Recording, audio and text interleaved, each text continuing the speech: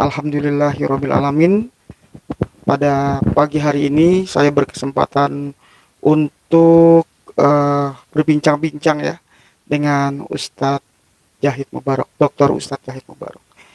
Dan sahabat Al-Qur'an, untuk tema kali ini dalam bulan suci Ramadan, kami akan eh, mengangkat tema eh, apa saja yang merusak kita dalam melakukan ibadah puasa.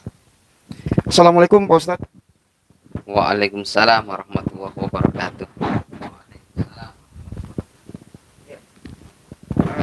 Pak Ustadz, ini kan kita baru menjalankan ibadah puasa ini yang hari kedua ya Pak Ustadz ya, hari kedua. Namun demikian ini ada saja kita melihat banyak apa namanya godaan-godaan puasa itu, seperti misalnya godaan puasa ketika kita melihat, kemudian dalam kita berperilaku kehidupan sehari-hari, kemudian yang tidak kita sadari dalam emosional kita menangis. Nah, ini banyak sekali yang seringkali milenial ya, kaum milenial atau juga eh, mereka-mereka yang di luar sana masih belum memahami apa saja yang membatalkan puasa dan apa saja yang makruh. Tentu saja ini sangat penting sekali sebelum kita lebih jauh melangkah puasa pada 28 hari lagi ya. Nah, selama hari kedua ini mudah-mudahan dengan kita mengetahui apa saja yang merusak ibadah kita dalam puasa, ini sebagai rujukan. Bisa dijelaskan Pak Dr. Ustadz? Baik, para pemirsa yang saya muliakan, saya hormati, bahwa perintah puasa ini menjadi kewajiban bagi setiap kaum muslimin yang sudah balik. Maka sudah barang tentu puasa ini ada hal-hal yang bisa membatalkan. Semua ibadah itu ada yang bisa membatalkan, ya, termasuk puasa, gitu, termasuk puasa Ramadan ini. Bahwa Allah Subhanahu wa taala berfirman, A'udzubillahi minasyaitonirrajim. Bismillahirrahmanirrahim. Ya ayyuhalladzina amanu kutiba alaikumusiyam. Diwajibkan bagi kalian orang-orang yang beriman itu berpuasa, ya. Dan puasa ini sekali lagi sudah juga diperintahkan oleh Allah Subhanahu wa taala terhadap umat-umat sebelum kita, yang jumlah nabi itu 124.000 nabi. Nah, itu juga ada perintah untuk saum puasa. Kembali lagi ke puasa. Jadi Allah SWT juga melanjutkan firman-Nya dalam surat Al-Baqarah ayat 187. Allah SWT berfirman, wa kulu washrabu hatta yatabayyana lakumul khaytul abyadu minal khaytil aswadi minal fajr. Jadi makan dan minumlah kalian sehingga jelas, ya, benang hitam ke benang putih, maksudnya adalah fajar, gitu ya. Nah, oleh karena itu ada hal-hal yang bisa membatalkan saum kita, ibadah puasa kita. Ya, ini gampang diingat-ingat. Yang pertama, dalam ilmu-ilmu fikih itu dikatakan memasukkan, ya, sesuatu ke 5 lubang dengan sengaja. Nah, memasukkan dengan sengaja ke 5 lubang. Apa saja itu? Di antaranya adalah mulut, ya, mulut kita. Kemudian apa? Hidung. Kemudian apa?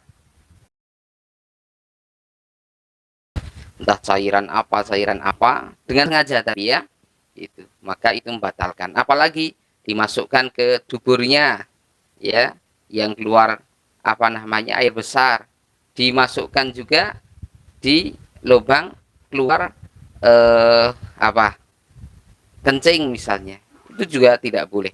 Ya, pengobatan yang memasukkan cairan-cairan ke tadi yang disebutkan ada 5 lubang itu, maka bisa membatalkan puasa, ya, kalau dengan sengaja. Berikutnya apa lagi? Ini juga penting, ya. Berikutnya adalah yang membatalkan puasa itu muntah dengan sengaja. Ya, muntah dengan sengaja itu misalnya ini ya dipegang-pegang gitu ya, karena apa namanya, haus, sangat haus sekali gitu.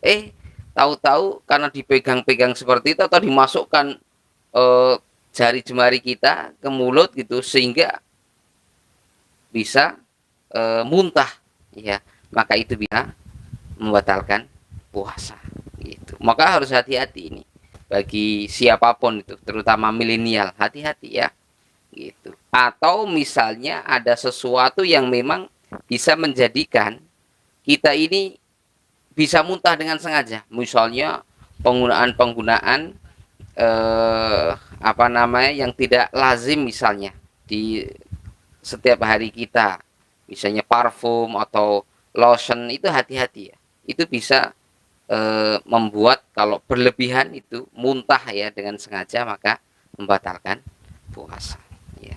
Apalagi diantaranya yang bisa membatalkan puasa adalah yang anak-anak muda gitu ya, yang sering lakukan itu eh, onani misalnya ya dengan sengaja gitu, atau melakukan hubungan eh, apa suami istri itu di siang hari, itu membatalkan puasa. Adapun misalnya mimpi ya, mimpi keluarnya air mani ya tanpa sengaja, itu tidak membatalkan apa, puasa. Jadi misalnya milenial ini karena nafsu syahwatnya besar gitu ya, kemudian dipegang-pegang alat kemaluannya itu ya, dan keluar akhirnya air mani ya, itu maka sudah pasti membatalkan apa, puasa. Itu dipegang-pegang atau disentuh, itu pokoknya membatalkan puasa. Bagi kaum hawa misalnya haid, nah itu haid itu juga bisa membatalkan apa, puasa. Dalam teori fikihnya ya, dalam teks fikihnya adalah bagi wanita 9 tahun ya, itu sudah bisa haid ya. Sekarang sudah banyak itu Pak Hais, bahwa anak-anak SD itu ya, anak-anak SD yang akhwat-akhwat itu sudah haid ya. Dan haid ini paling cepat 24 jam, paling cepat ya. Dalam fikihnya seperti itu, 24 jam, kemudian mungkin bisa 1 pekan gitu ya. Atau mungkin Pak Hais, wanita haid itu paling lama 15 hari ya, 15 hari.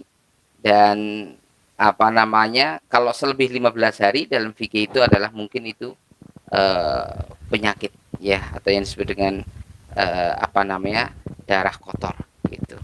Nah, apalagi yang bisa membatalkan puasa, diantaranya bagi wanita melahirkan ya, misalnya istri-istri para pemirsa gitu ya, di hari yang kedua ini ternyata melahirkan gitu ya, maka bisa membatalkan puasa ya. Setelah itu apa, nifas ya, nifas itu juga bisa apa, membatalkan puasa. Yang tidak kalah pentingnya sekarang banyak sekali viral ya, kemana-mana itu banyak orang yang keluar dari agama Islam, nah ini namanya murtad, itu bisa membatalkan puasa. Kemarin viral ya, banyak tokoh gitu ya, ada tokoh nasional gitu ya, yang sengaja itu diekspos secara besar-besaran keluar dari agama Islam, itu namanya murtad. Kalau ini Ustaz, untuk yang berkeluarga nih ya, mungkin juga harus tahu juga eh, bagaimana nih, terutama untuk pengantin-pengantin baru ya. Nah, dalam puasa itu kita boleh nggak mendekati istri? Nah, kemudian batasan-batasannya seperti apa sehingga kita tidak batal puasanya atau tidak rusak puasa kita? Ya. Nah, ini pertanyaan juga penting itu ya. Ada banyak kan pengantin-pengantin baru itu yang mungkin memang syahwatnya itu tidak terkontrol gitu ya. Maka itu sesungguhnya puasa itu bisa mengekang hawa nafsu kita sesungguhnya gitu ya. Namun ada sebuah riwayat ya yang sahih dari Rasulullah SAW, ada seorang sahabat itu radhiyallahu an yang melihat istrinya itu tidak kuat itu, akhirnya melakukan hubungan suami istri di bulan Ramadan. Maka akhirnya datang pada Rasulullah, ya Rasulullah, ya kami melakukan hubungan suami istri di bulan Ramadan gitu. Maka Nabi Sallallahu Alaihi Wasallam bersabda, yang melakukan hubungan badan suami istri di bulan Ramadan, maka dia harus mengganti gitu ya, mengganti puasa selama 2 bulan berturut-turut tuh. Coba itu. Ini sebagai hukuman setiap hari. ya. Misalnya dia hanya sekali aja di bulan Ramadan ini. Enggak, maksudnya harus gantinya Iya, harus berturut-turut. Jadi 2 bulan berturut-turut. 60 hari Ya, berarti. 60 hari berarti. Ya, 60 hari. Bagaimana kalau batal misalnya sudah sampai 50 hari batal? Ngulang lagi. Wah, ngulang lagi dari awal gitu. Jadi itulah kenapa Islam ini gitu ya memberikan hukuman seperti itu, karena sedang melakukan misi, yaitu misi taat kepada Allah Subhanahu wa taala. Jadi ketaatan kepada Allah itu pun tergantung Allah. Ya. Kalau di luar bulan Ramadan melakukan hubungan suami istri, maka malah berpahala, dapat pahala kan? Gitu. Tapi kalau di bulan Ramadan malah berdosa gitu. Begitu juga kita makan nih di luar bulan Ramadan misalnya jam 9, jam 10 dapat pahala malahan untuk kuat badan kita. Fisik kita kuat untuk bekerja beribadah kan, dapat pahala. Tapi kalau dilakukan di bulan Ramadan, maka itu menjadi dosa. Ya, sebenarnya Al-Quran sudah mengatakan ya, bagi pasangan usia-usia muda ya ditahan dulu lah. Sampai kapan? Sampai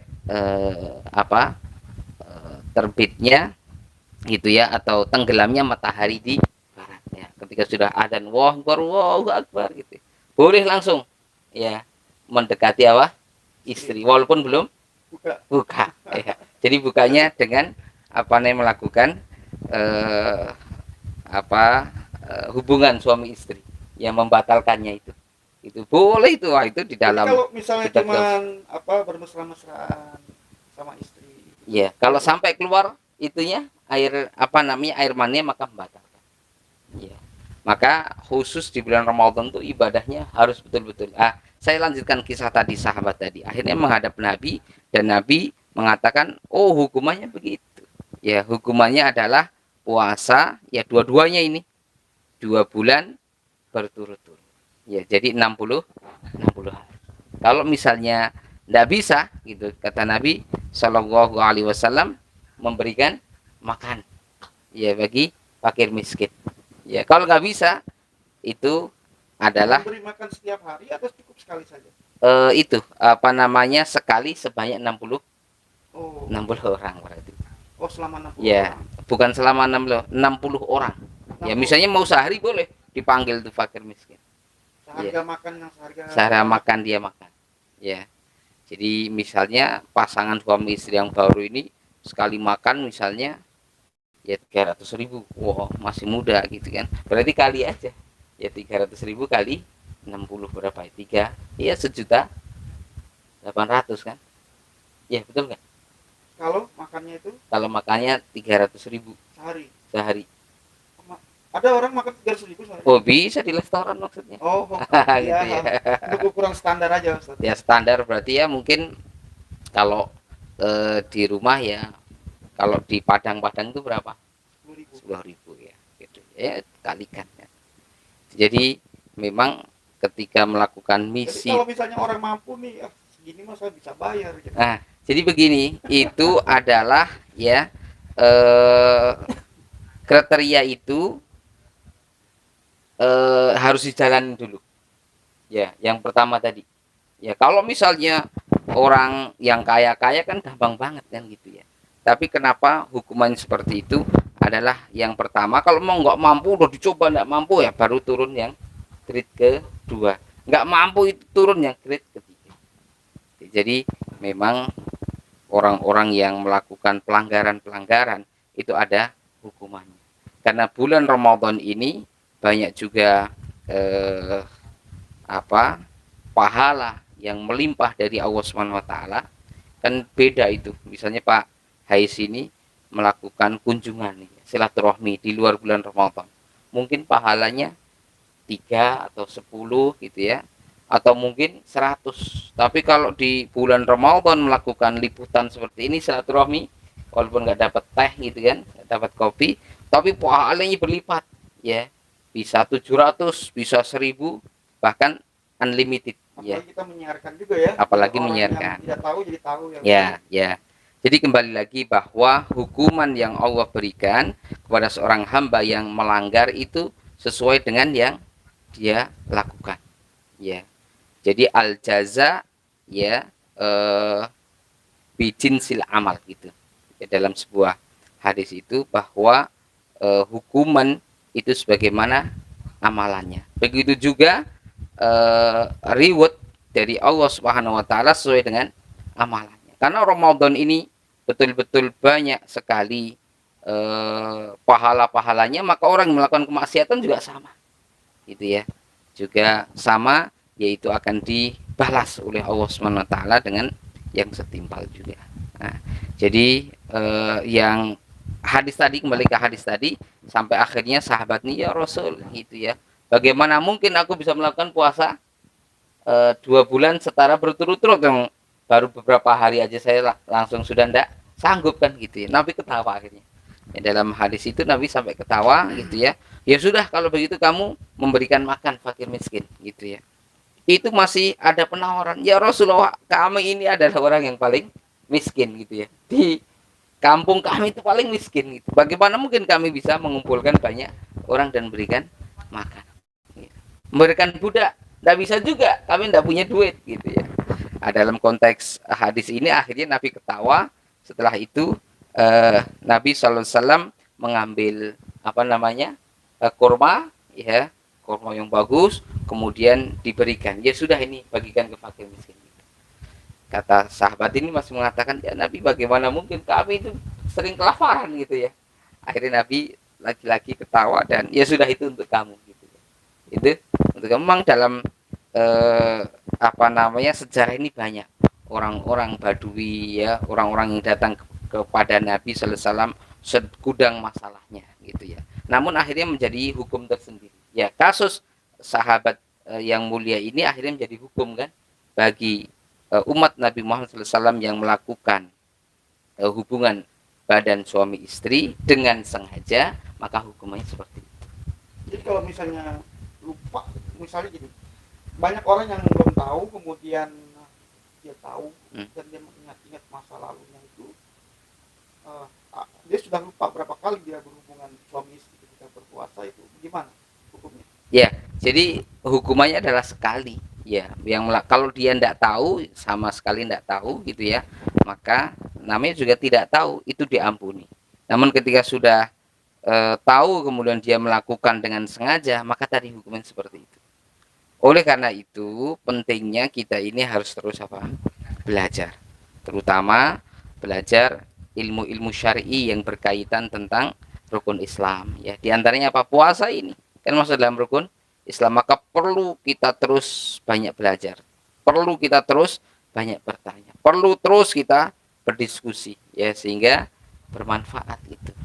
Jadi melakukan satu ibadah itu jangan hanya ikut-ikutan, tapi harus berdasarkan ilmu, berdasarkan sumber yang jelas ya, dari Al-Quran dan juga hadis. Jadi kembali lagi, orang yang melakukan hubungan itu boleh ya di bulan Ramadan, tapi setelah berbuka gitu.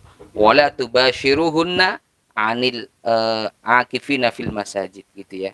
Kalau sedang itikaf beda lagi. Tapi kalau misalnya di malam hari ya boleh saja. Gitu ya. Ya boleh saja. Ini untuk yang mereka-mereka yang punya kampung halaman jauh ya Ustadz ya. Kemungkinan juga dalam perjalanan jauh itu musafir ya Ustadz ya. Batasan mana saja kita bisa membatalkan puasa, atau batasan mana kita tetap boleh berpuasa tapi pada akhirnya yang tidak kita ketahui bahwa puasa kita akhirnya rusak. Ya. Baik Pak His, ini pertanyaan sangat bagus sekali ya. Sekarang ini kan budaya di Indonesia bahwa eh, ada namanya mudik. Ya, mudik itu sebenarnya sudah dicontohkan Nabi. Ya, Nabi itu juga mudik pernah. Ya, saat Nabi SAW hijrah dari kota Mekah ke Madinah. Ya, setelah itu Nabi Shallallahu Alaihi Wasallam pulang kampung ke Mekah. Ya, yang dalam kisah itu yang disebut dengan Fathul Mekah. Ya, Allah abadikan dalam surat An-Nasr ini. Bukankah Nabi pulang kampung? Pulang kampung itu ya. Nah, kalau kita pulang kampung itu kan rata-rata kita kan hijrah ini. Kemana-mana kan hijrah gitu ya. Pak Hais aslinya misalnya dari Jakarta atau dari mana Lombok ke sini kan hijrah juga. Kalau pulang ke Lombok niatnya adalah pulang kampung silaturahmi itu berpahala. Adapun fikih ini telah mengatur gitu ya. Orang yang melakukan yang disebutkan safar gitu ya, yaitu yang sudah bisa dijamak atau dikosor sholat itu ya. Jaraknya berapa macam-macam ya, hitungannya dari 60 km ya, 80 km dan seterusnya. Nah, itu boleh untuk kita tidak saum. Wa in kuntum ala safarin fa'iddatum min ayyamin ukhra. Kalau engkau sedang safar, sedang melakukan perjalanan gitu ya, maka bolehnya untuk tidak puasa, tapi mengganti gitu ya di hari yang lain. Begitu. Misalnya mau pulang kampung misalnya ke Lombok gitu ya, boleh untuk dia puasa. Sekarang pertanyaannya misalnya sudah canggih sekarang ya dengan teknologi pesawat gitu ya. Ke Lombok paling nggak nyampe 1 jam ya, nggak nyampe 1 jam. Saya juga pernah ke Lombok, ke Bali, ke juga apa namanya nggak lama kan gitu ya. Dan sekarang sangat mudah sekali. Itu kalau dulu di zaman Nabi menggunakan kendaraan unta yang panas terik luar biasa kan. Tapi sekali lagi ini menjadi rufsoh. Kalau diambil ya maka itu tetap mendapatkan pahala. Yaitu adalah pahala orang yang melakukan safar. Ya. Tapi tetap mengganti ya. Fa'iddatum min ayyamin ukhor, yaitu mengganti bilangan yang ditinggalkan saat misalnya safar berapa hari nih gitu. Oh ternyata safarnya itu 3 hari ya, maka 3 hari itu yang diganti ya di luar bulan Ramadan, bukan di Ramadannya gitu ya, tapi di luar bulan Ramadan. Demikian mungkin ya yang mau bepergian ya, mau safar tapi safarnya harus bermanfaat nih. Kita ingatkan jangan hanya safarnya tidak ada manfaatnya. Contohnya apa safar tidak ada manfaatnya? Yaitu melakukan perjalanan rekreasi. Ya, rekreasi tapi tidak ada manfaatnya, misalnya untuk maksiat misalnya. Rekreasi atau perjalanan misalnya tanda tangan. Ya, tapi tanda tangannya ini proyek yang untuk mengkorupsi misalnya. Itu perjalanan yang tidak bermanfaat namanya. Maka itu berdosa. Ya, berdosa ya. Misalnya tidak puasa berdosa dia, dan perjalanannya pun juga dosa. Demikian Pak. Kemudian Pak Ustadz ada juga beberapa pertanyaan-pertanyaan di kalangan masyarakat kita. Jika misalnya kita dalam menjalankan puasa ini ada semacam tugas-tugas pekerjaan yang melelahkan, kemudian kita seperti ngegrundel gitu Pak Ustadz. Waduh, ini saya harus begini begitu gitu kan, atau kita juga punya perasaan-perasaan yang tidak mengenakan terhadap istri misalnya atau suami atau kepada orang lain gitu ya Pak Ustadz. Apakah ini juga bisa merusak pahala puasa? Baik, terima kasih. Ini pertanyaan juga sangat bagus ya, bahwa Ramadan ini kan disebut dengan syahrun mubarakun ya, bulan yang penuh keberkahan. Bahkan kita sering menyebutnya bulan suci gitu ya. Jadi namanya bulan suci, kita betul-betul harus suci jiwa gitu ya, suci badan dan suci segala-galanya, termasuk lisan kita, penglihatan kita, pendengaran kita. Ini milenial gitu ya, hati-hati sekarang banyak sekali yang bisa ya mengurangi banyak pahala puasa. Di antaranya tadi yang disampaikan, ngegrundel misalnya, suami istri ngegrundel misalnya di bulan Ramadan, itu bisa berkurang pahala puasanya gitu ya. atau ghibah misalnya, membicarakan orang lain gitu ya. Ghibah itu membicarakan orang lain, yang orang lain itu kalau dibicarakan nggak senang, kita pun kalau dibicarakan nggak senang, nah itu namanya ghibah. An-namimah, mengadu domba misalnya, ini juga pesan ya terkhusus kepada politikus itu. Nah, para politikus itu hati-hati tuh di bulan Ramadan, tidak hanya di bulan Ramadan aja, di luar bulan Ramadan juga sama ya. Namanya mengadu domba itu salah satu dosa besar ya. Jadi diantaranya nanti orang yang sering mengadu domba itu, Pak Hais, itu akan dihukum di kubur, itu akan dihukum ya, sebagaimana sabda Rasul yang sahih bahwa Rasul saat itu berjalan gitu ya di satu tempat, dan di situ ada kuburan ya. Nah, itu kendaraan Nabi tidak mau berjalan, kuda Nabi itu meringkik-ringkik terus. Setelah diperiksa Nabi, ternyata ada kuburan di situ. Para sahabat bertanya, ya Rasul, apa yang terjadi, kok kendaraan tidak bisa maju gitu, tidak bisa jalan. Nabi kemudian periksa, ternyata di situ ada kuburan ya, dan dilihat kuburan itu dengan wahyu dari Allah SWT. Nabi mengatakan, nah ini diantaranya disiksa di alam kubur karena dia selalu mengadu domba, wa kana yamshi bin namimah gitu ya. Jadi dia sering mengadu domba, ini hati-hati ya. Kembali lagi ke dalam pertanyaan tadi, itu bisa ya mengurangi ya pahala puasa gitu ya. Tapi kalau melakukan ghibah yang ngegrundel, banyak melakukan namimah misalnya itu dengan media sosialnya, itu lama kelamaan kan bisa terkikis itu pahala itu, dan bisa habis, bahkan bisa nol, bahkan bisa minus, karena terambil terus kan ya, terambil oleh keburukan-keburukan itu gitu. Maka ayo kita betul-betul sucikan lisan kita, telinga kita, penglihatan kita, bahkan hati kita. Kita sucikan betul ya, sebagaimana bulan suci Ramadan gitu. Ya. Ya.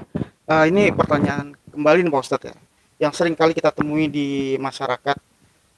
Seringkali ini kan memang media sosial merupakan sudah menjadi sebuah kebutuhan dari kaum milenial ya.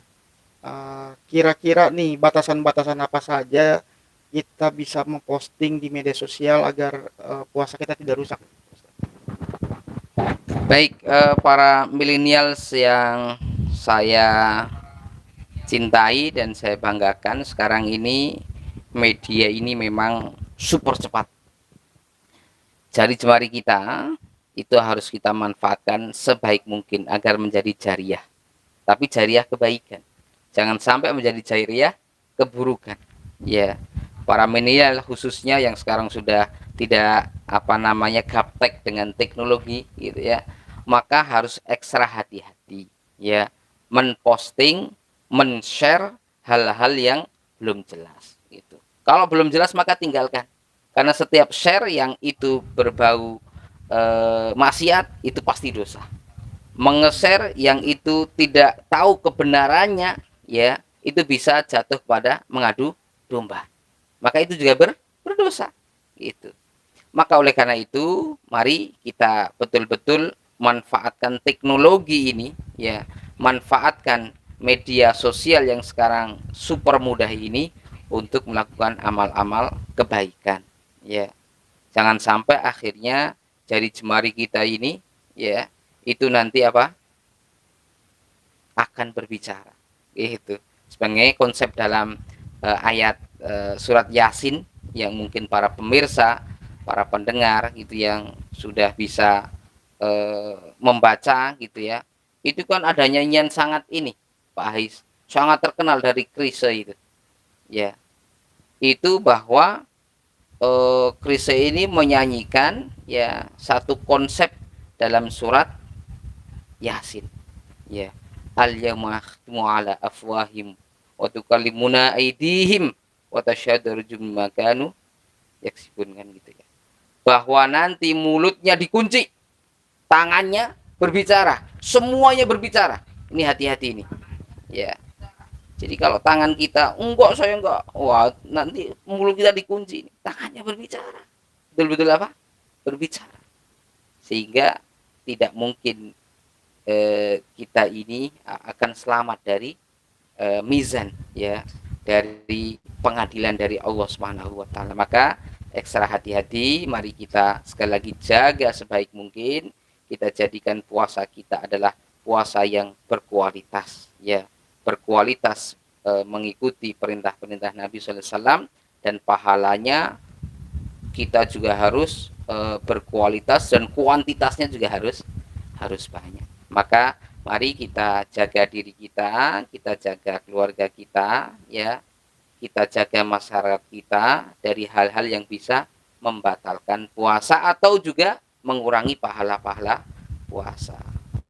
Puasa kita ini pahalanya itu bisa berkurang loh itu. Ya, dan kalau bisa berkurang terus menerus karena akibat kesalahan-kesalahan kita, dosa-dosa kita, maka bisa kita nol gitu ya. Dapat pahalanya apa? Nol gitu. Ya, bahkan bisa minus, hati-hati ini. Gitu ya. Oh, seakan-akan pahala kita banyak sekali di hari ini misalnya. Tapi karena banyak tadi riba, membicarakan aib orang lain, ya, kemudian men-share hal-hal yang tidak jelas atau berbau maksiat misalnya, itu ya, mengadu domba dan lain sebagainya, itu menjadi bahaya tersendiri gitu ya dalam pelaksanaan ibadah saum Ramadan kita. Demikian. Baik, demikianlah eh, apanya advice ya, nasihat dari Dr. Ustadz Jahid, di mana apa saja yang bisa merusak ibadah puasa kita, tentu saja pakem-pakemnya sudah kita ketahui. Mudah-mudahan ini sangat bermanfaat untuk sahabat bintang Al-Quran semua. Dan tentu saja hal ini akan kita lalui selama 1 bulan penuh, dan batasan-batasan mana saja yang harus kita bisa lakukan selama beribadah, semoga bisa dijalankan dengan baik sehingga puasa kita menjadi puasa yang afdal ya, diterima ya. Perbincangan pagi ini saya dengan Dr. Ustadz Jahid Mubarok dilakukan di kediamannya di kawasan Villa Mutiara Tanah Serial Mekarwangi, Kota Bogor. Dan tentu untuk latar belakang Dr. Ustadz Jahid ini adalah dosen UIK ya, Ustadz ya. Selain aktif di UIK, di mana lagi Ustadz? Di MUI ya?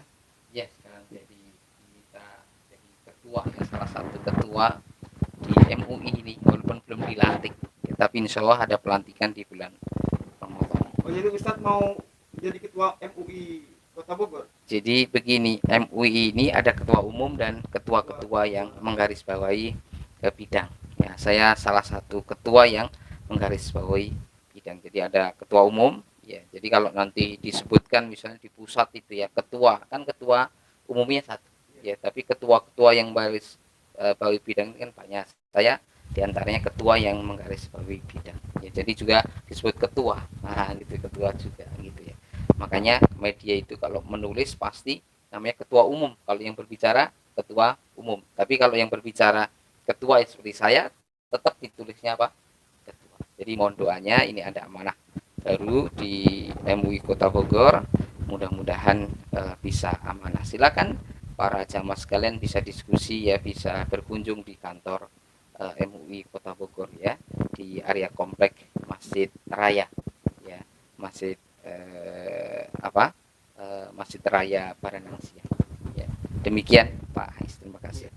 Oh ya Ustadz, masalah halal sedikit ya, kita menyimpang dari tema. Masalah halal, apakah MUI masih apa namanya, masih bisa dilakukan oleh MUI untuk produk-produk UMKM, Ustaz? Baik, ini juga pertanyaan yang sangat bagus ya, bahwa sekarang MUI itu sudah tidak ada wewenang untuk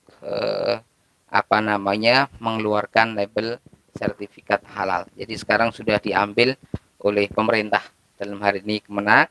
Jadi nanti regulasinya akan terus disosialisasikan bahwa MUI hanya sebagai pendamping ya, konsultan. Nanti pun kami juga belum begitu paham seperti apa setelah halal ya, label halal yang dulu MUI itu ya diambil sekarang oleh pemerintah, dalam hal ini adalah Kemenak. Nanti kita akan lihat bagaimana regulasi yang akan sampaikan oleh pemerintah ya. Sekarang saja label halalnya juga belum jelas gitu ya, masih kontroversi di tengah-tengah masyarakat. Jadi mohon mungkin masyarakat bisa bersabar dan mendoakan yang terbaik lah. Mudah-mudahan